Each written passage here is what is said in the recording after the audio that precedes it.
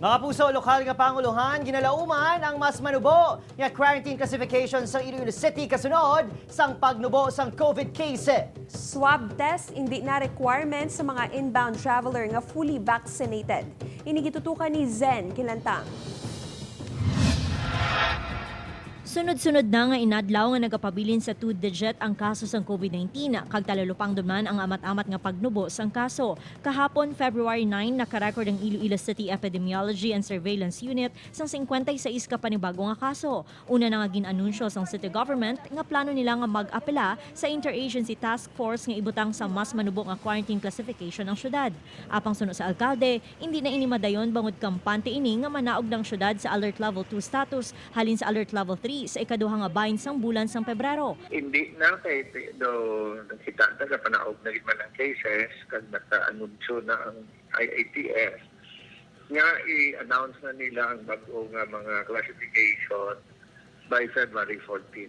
Samtang sa pinakauling executive order nga ginrelease ng Iloilo City Government angot sa inbound traveler halin sagwa sa Western Visayas, kutob sa mga fully vaccinated individuals hindi na pag-ipaidalom sa swab test pag-abot sa syudad kag wala na sang quarantine. Sa baylo kinahanglan lang nga magpresentar sang vaccination card o kun vaccine certificate. Tanan ang maagi sa gihapon sa ESPA system agud makakuha sang travel permit. Apang sa mga hindi bakunado kag partially vaccinated, kinahanglan nga mag-isolate pag-abot sa syudad kag sa ikatlong nga adlaw sang quarantine dapat magpaidalom sa RT-PCR testing. Pinapahapos na nato ng travel at tubulit.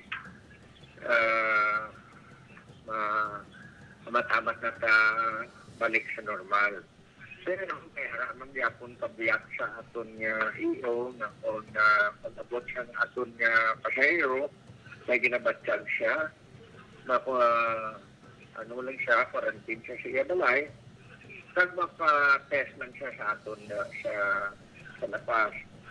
Sa aton mapaswab, libre man yapon ang iyang swab test sa aton.